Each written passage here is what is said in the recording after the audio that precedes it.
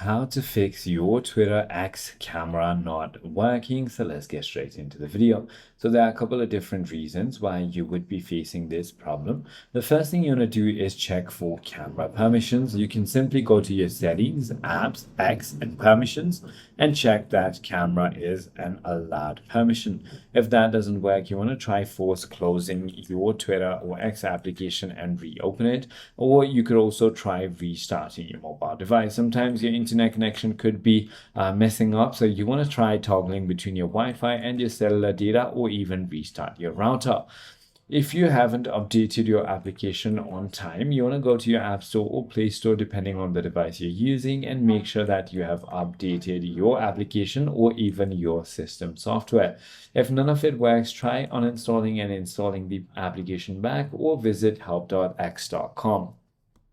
I hope this video clarifies everything for you. If you have further more queries, feel free to comment down below and I'll see you on the next one.